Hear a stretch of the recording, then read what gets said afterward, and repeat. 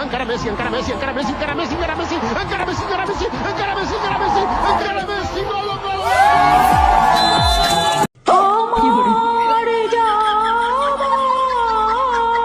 இனதரமை தேசியவாதிகள் அனைவருக்கும் வணக்கம் அண்ட் ஜெய் ஸ்ரீராம். 5 மாநில தேர்தல்களில் இந்திய மக்கள் அனைவரும் ஆவலுடன் எதிர்பார்க்கக்கூடிய தேர்தல் ரிசல்ட் எந்த மாநிலத்துடையதுன்னா வெஸ்ட் பெங்கால் தான். மேற்கு வங்கத்துடைய தேர்தல் ரிசல்ட் எப்படி இருக்க போகுதுன்னு எல்லாருமே எதிர்பார்த்துட்டு இருக்காங்க. All eyes on west Bengal தான். நம்முடைய உள்துறை அமைச்சர் திரு அமித்ஷா அவர்கள் வெஸ்ட் பெங்கால்ல டென்ட் போட்டு தங்கிட்டாரு. அவர் கூட கிட்டத்தட்ட 2.5 லட்சம் மத்திய பாதுகாப்பு படை வீரர்கள், தரமான ஐபிஎஸ் ஆபீசர் ஒருத்தர், அப்புறம் ஏகப்பட்ட ஐபி ஆபீசர்ஸ், அதாவது இந்த இன்டெலிஜென்ஸ் பியூரோன்னு சொல்லுவாங்க இல்லையா, அவங்கெல்லாம் பார்த்தீங்கன்னா அமித்ஷா கூடயே வெஸ்ட் பெங்காலே ஹால்ட் ஆயிட்டாங்க. இப்போ அமித்ஷா அவர்களுடைய முழு கவனமும் மேற்கு வங்க தேர்தலை மையப்படுத்தி மட்டும்தான் இருக்கு. அவருடைய ஃபுல் ஃபோக்கஸ் மேற்கு வங்கம்ல மட்டும்தான் இருக்கு. தேர்தல் வேலைகள் எல்லாமே அவரு அங்கே ஸ்டே பண்ணிட்டு இருக்காரு. மேற்கு வங்கம்ல தேர்தல் நடக்கிற இதே நேரத்துல தான் தமிழகம், கேரளா, புதுச்சேரி, அஸ்ஸாம்னு இன்னும் ஒரு சில மாநிலங்களையும் தேர்தல் நடந்திருக்கு. ஆனா அமித்ஷா அவருடைய கவனம் பாத்தீங்கன்னா மேற்கு வங்கம்ல மட்டும்தான் இருந்திருக்கு. குறிப்பா தமிழக தேர்தல் பிரச்சாரத்துக்காக அமித்ஷா அவர்கள் ஒரே ஒரு முறை மட்டும்தான் இங்க வந்திருக்காரு. பிரச்சாரத்துக்காக ஒரு முறை மட்டும்தான் இங்க வந்திருக்காரு. அமித்ஷா அவர்களுடைய முழு பங்களிப்பு அப்படின்றது மேற்கு வங்கம்ல மட்டும்தான் இருந்திருக்கு. மேற்கு வங்கத்தை நாம கண்டிப்பா பிடிச்சே ஆகணும் அப்படின்ற ஒரு போக்கஸோட தான் மனுஷா அங்கேயே தங்கி வேலை பார்த்துட்டு இருக்காரு. இதுக்கான முக்கியமான காரணம் என்னன்னா, வெஸ்ட் பெங்காலின் கள நிலவரம் இருக்கு இல்லையா, அது பாஜகவுக்கு சாதகமா இருந்திருக்கு. ஏகப்பட்ட ஐபி ரிப்போர்ட் அமித்ஷா கையில போயிருக்கு. நாம இறங்கி வேலை பார்த்தோம்னா, இங்கே ஸ்டே பண்ணி ஃபுல் ஃபோக்கஸ்டா பாதுகாப்போட நம்ம வேலை பார்த்தோம்னா கண்டிப்பா நம்மளால இங்க ஆட்சி அமைக்க முடியும்னு அமித்ஷா நினைச்சிருக்காரு. அதுக்கேற்ற மாதிரி பிளான் போட்டு மனுஷன் பக்காவா வேலை பண்ணியிருக்காரு. தமிழக தேர்தலை காட்டிலும் வெஸ்ட் பெங்கால் தேர்தல் முக்கியம், ரொம்ப ரொம்ப முக்கியம். ஏன்னா அங்க நடக்கக்கூடிய பல விஷயங்கள் நேஷனல் த்ரெட்டா அமைஞ்சிருக்கு.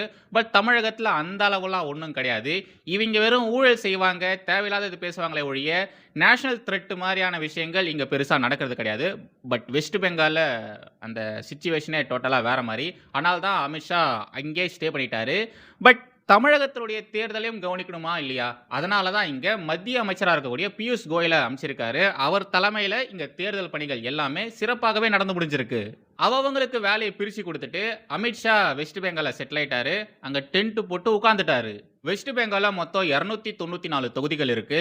இந்த முறை இந்த 2026 சட்டமன்ற தேர்தலானது வெஸ்ட் பெங்கால 2 கட்டமா நடந்து முடிஞ்சிருக்கு. இதுக்கு முன்னாடிலாம் 7 கட்டம், 8 கட்டம், 11 கட்டமா அங்க தேர்தல் நடக்கும். பட் இந்த முறை 2 கட்டமா நடந்திருக்கு இல்லையா, இதுவே பெரிய விஷயம் அப்படின்ற மாதிரி எல்லாருமே சொல்றாங்க.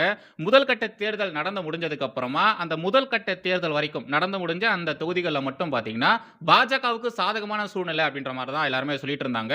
2வது கட்ட தேர்தல் இருக்கு இல்லையா, இந்த தேர்தலில் பார்த்தீங்கன்னா, இந்த தொகுதிகளில் நடந்த தேர்தலில் பார்த்தீங்கன்னா பாஜகவும் டிஎம்சியும் கிட்டத்தட்ட ஈக்குவலா இருக்காங்க, டஃப் ஃபைட் கொடுப்பாங்க அப்படின்ற மாதிரி சொல்றாங்க. மொத்தத்தில் 2 கட்டங்களாக நடந்த இந்த வெஸ்ட் பெங்கால் தேர்தலானது பாஜகவுக்கு சாதகமாக தான் இருந்திருக்கு. ஓவராலா பார்க்கும்பொழுது பாஜகவுக்கு சாதகமாக தான் இருந்திருக்கு. இதுக்கு முன்னாடிலாம் பார்த்தீங்கன்னா வெஸ்ட் பெங்கால் ஏதாச்சும் எலெக்ஷன் நடந்ததுன்னு வச்சுக்கோங்களேன், ஒரு சில தொகுதிகளில் ஒரு சில பூத்துலலாம் மறுபடியும் அங்கே எலெக்ஷன் வைப்பாங்க, ரீ எலெக்ஷன் வைப்பாங்க. ஏன்னா அந்த டிஎம்சி குண்டர்கள் என்ன பண்ணுவானுங்க, அந்த வாக்கு பெட்டிகளை தூக்கின்னு போயிடுவானுங்க, மக்களை ஓட்டு போட விட மாட்டானுங்க, பிரெயின் வாஷ் பண்ணுவானுங்க, பயங்கரமாக கேன் வாஷ் பண்ணுவானுங்க, மிரட்டுவானுங்க, எதிர்கட்சியில் இருக்கிற வேட்பாளர்களை அடித்து கொள்வானுங்க. இது மாதிரி தொடர்ந்து நடந்துகிட்டே இருக்கும். அதனால தான் பல தொகுதிகளில் பல பூத்துகளில் ரீ எலெக்ஷன் அப்படின்றது அங்கே ரொம்ப சாதாரணமாக இருந்திருக்கு. பட் இந்த முறை உச்சகட்ட பாதுகாப்போட வெஸ்ட் பெங்கால் எலெக்ஷன் ஆனது நடந்து முடிஞ்சிருக்கு. எந்த ஒரு இடத்துலையுமே, எந்த தொகுதிகளிலும், எந்த பூத்துலையும் 2வது முறையாக ரீ எலெக்ஷன் அப்படின்றது நடக்கவே இல்லை. கடந்த 2021 சட்டமன்ற தேர்தலை கூட பார்த்தீங்கன்னா இவங்க மம்தா பானர்ஜி இருக்காங்க இல்லையா, அவங்களுடைய தொகுதியிலே கூட இன்னொரு முறை எலெக்ஷன் வச்சாங்க, நந்தி கிராமம்னு நினைக்கிறேன். அந்த தேர்தலில் மம்தா பானர்ஜி தோத்துட்டாங்க. ஆனால் மறுபடியும் ரீ எலெக்ஷன் வச்சாங்க. இதுவே வரலாற்று சாதனை, இதுக்கு முன்னாடி இது மாதிரிலாம் நடந்ததே கிடையாது அப்படின்ற மாதிரிலாம் அரசியல் விமர்சகர்கள் சொல்றாங்க. இதுக்கு முன்னாடியே ஒரு வீடியோவில் சொல்லியிருந்தேன், எதனால இவ்வளோ பாதுகாப்பு படை வீரர்கள் வெஸ்ட் பெங்காலில் இறங்கியிருக்காங்க, 2.5 லட்சத்திலிருந்து 4 லட்சம் வரைக்கும் பாதுகாப்பு படை வீரர்கள் எதுக்கு வெஸ்ட் பெங்காலுக்கு வரணும், அங்கே நிற்கிற வேட்பாளர்களை விட பாதுகாப்பு பணியில் இருக்கக்கூடிய வீரர்களுடைய எண்ணிக்கை அதிகமாக இருக்கு அப்படின்ற மாதிரிலாம் எதிர்கட்சிக்காரங்க சொல்லியிருந்தாங்க. அதுக்கான காரணம் என்ன? இதெல்லாம் தான் அங்க சரியான முறையில் எலெக்ஷன் நடக்கவே நடக்காது. டிஎம்சி குண்டர்கள், அந்த டிஎம்சி குண்டர்கள் அவ்வளோ அட்டூழியங்கள், அட்டகாசங்கள் பண்ணுவானுங்க. பட் இந்த முறை அந்த ஒட்டுமொத்த மாநிலத்தையுமே அமித்ஷா அவருடைய கண்ட்ரோலில் எடுத்துக்கிட்டாரு. அத்தனை லட்சம் பாதுகாப்பு படை வீரர்களை இறக்கி ஒரு அசம்பாவிதம் கூட நடக்காம மனுஷன் பார்த்துக்கிட்டாரு. இதிலும் பாருங்க, மம்தா பானர்ஜியோடைய ரிலேட்டிவ் ஒருத்தர் இருக்காரு, அவரு பப்ளிக்ல நின்னு அங்க இருக்கிற ஜனங்களை மிரட்டுறாரு. யார் உங்களை பாதுகாப்பாங்கன்னு பார்க்குறேன். மே 4க்கு அப்புறம், அதாவது இந்த ரிசல்ட் வந்ததுக்கு அப்புறம் எந்த மத்திய பாதுகாப்பு படை வீரர்கள் வந்து உங்களை காப்பாத்துவாங்கன்னு பார்க்குறேன் அப்படின்ற மாதிரி மனுஷன் மிரட்டுறாரு. இவ்வளோ விஷயங்கள் செஞ்சதுக்கு அப்புறமாவும் அவனுங்களுக்கு கொழுப்பு அடங்குதான்னு பார்த்தீங்களா? எவ்வளோ தைரியமா பப்ளிக்ல அந்த ஜனங்களை அவனுங்க மிரட்டுறானுங்க. இந்த தேர்தல்ல மம்தா பானர்ஜியின் தில்லாலங்கடித்தனங்கள் எதுவுமே வேலைக்கு ஆகவே இல்ல. எதுவுமே பலிக்கல. பல இடங்கள்ல நேரடியாக மம்தா பானர்ஜியே போயிருக்காங்க. பட் அங்க அவங்களால எதுவும் பண்ண முடியல. அந்த பூத் கேப்சரிங்லாம் சொல்லுவாங்க இல்லையா? அத மாரிலாம் பண்ண ட்ரை பண்ணியிருக்காங்க. பட் நம்முடைய மத்திய பாதுகாப்பு படை வீரர்கள் வெளுத்து விட்டாங்க.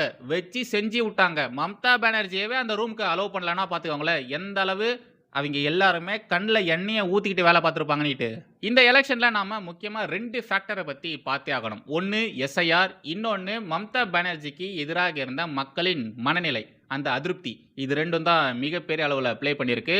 முக்கியமா எஸ்ஐஆர் ஏகப்பட்ட போலி வாக்காளர்களை தூக்கி விட்டாங்க.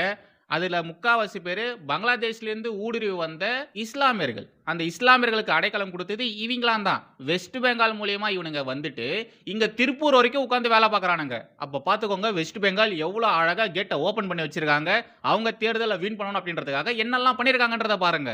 இத மாதிரி ஏகப்பட்ட காரணங்கள் இருக்கு. மேற்கு வங்கத்துடைய கள நிலவரம் பாஜகவுக்கு சாதகமா மாறுவதற்கு பாஜக இந்த முறை கண்டிப்பா அங்க ஆட்சி அமைப்பாங்க. மம்தாவின் அரசியல் வாழ்க்கை இதோட முடிஞ்சது அப்படின்ற மாதிரிலாம் சொல்றதுக்கான ரீசன்ஸ் இதெல்லாம் தான். மேற்கு வங்க தேர்தல் பணிகள் போயிட்டு இருக்கும் பொழுது அந்த நேரத்தில் எலெக்ஷனும் இன்னும் முடியல. ஃபர்ஸ்ட் ஃபேஸ் மட்டும் தான் முடிஞ்சிருக்கு. செகண்ட் ஃபேஸ்க்கான வேலைகள் போயிட்டு இருந்தது. அந்த நேரத்திலேயே அடுத்த கட்ட பஞ்சாப் தேர்தல் வருது இல்லையா? அந்த தேர்தலுக்கான வேலைகளை பாஜக பார்க்க ஆரம்பிச்சிட்டாங்க. ஆல்மோஸ்ட் முடிச்சிட்டாங்கன்னு தான் நினைக்கிறேன். வர 2027 அடுத்த வருஷம் பார்த்தீங்கன்னா பஞ்சாப்ல சட்டமன்ற தேர்தல் வருது. அடுத்த வருஷம் வர தேர்தலுக்கான வேலைகளை மனுஷன் இப்பவே ஆரம்பிச்சிட்டாரு. பஞ்சாப்ல ஆம் ஆத்மி தான் ரூலிங் பார்ட்டியா இருக்கு. அவங்க காங்கிரஸை காலி பண்ணிட்டாங்க. காங்கிரஸை காலி பண்ணி தான் பஞ்சாப்பை ஆம் ஆத்மி பிடிச்சிருக்கு. ஆம் ஆத்மி சும்மா இல்லாம பாஜகவை நோன்றது தேவையில்லாத பல விஷயங்கள்லாம் பண்ணாங்க. அதனால பாஜக என்ன பண்ணிருக்கு, ஆம் ஆத்மி கட்சியை 2ஆ உடைச்சிருச்சு. 2ஆ உடைச்சி அதுல ஒரு பகுதியினர் என்ன பண்ணிட்டாங்க, ஒட்டுமொத்தமா வந்து பாஜகல சேர்ந்துட்டாங்க. ஆம் ஆத்மி கட்சியில் இருக்கக்கூடிய ராஜ்யசபா எம்பிக்கள் பாஜக பக்கம் வந்துட்டாங்க. பஞ்சாப்ல இருக்கக்கூடிய ஆம் ஆத்மி கட்சியினுடைய எம்எல்ஏக்கள் பாஜக பக்கம் வர போறாங்க. தேர்தலுக்கு முன்னாடியே பாஜக அவங்களுடைய வேலைகளை ஆரம்பிச்சிட்டாங்க. ஆபரேஷன் லோட்டஸ் ஸ்டார்ட் அப்படின்ற மாதிரிலாம் ஒரு சில பேர் சொல்லிட்டு வந்துட்டு இருக்காங்க. நாம ஆபரேஷன் லோட்டஸ் பத்தி அப்புறமா தெளிவா பார்க்கலாம். தேர்தலுக்கு ஒரு வருஷத்துக்கு முன்னாடியே பாஜக பஞ்சாப்ல அவங்களுடைய வேலைகளை ஆரம்பிச்சிட்டாங்க. தேர்தலுக்கு முன்னாடியே ஆரம்பிச்சிருக்காங்கன்னா தேர்தல் நடக்கும் பொழுது, தேர்தல் நடக்கிற அந்த நாட்கள்ல பாஜக எப்படிலாம் வேலை பார்ப்பாங்க, என்னெல்லாம் பண்ணுவாங்க யோசிச்சு பாருங்க. வெஸ்ட் பெங்கால் பிடிச்ச கையோட நேரா பாஜக பஞ்சாப் பக்கம் வந்துருவாங்க. பஞ்சாப்பும் வெஸ்ட் பெங்காலும் ஒரே மாதிரி தான். 2மே பார்டர் ஸ்டேட் தான். 2மே முக்கியமான நிலப்பரப்புகள். பஞ்சாப்ல இந்த பிரிவினைவாத இயக்கங்கள், இந்த காலிஸ்தான் மாதிரியான பிரிவினைவாத இயக்கங்கள் அங்கே நிறையவே இருக்கு. ஸோ பஞ்சாப்பை நம்ம கண்ட்ரோல் எடுக்கணும். வெஸ்ட் பெங்காலும் அதே மாதிரி தான். நேஷனல் த்ரெட், அங்கே நடக்கக்கூடிய விஷயங்கள் எல்லாமே national thread. So west Bengal பிடிக்க வேண்டிய அவசியம் இருக்கு. ஆல்மோஸ்ட் இந்த பார்டர் ஸ்டேட் எல்லாத்தையுமே பாஜக பிடிச்சிட்டு வந்துட்டு இருக்காங்க. அதெல்லாம் கவர் பண்ணதுக்கு அப்புறமா சவுத் பக்கம் வருவாங்க.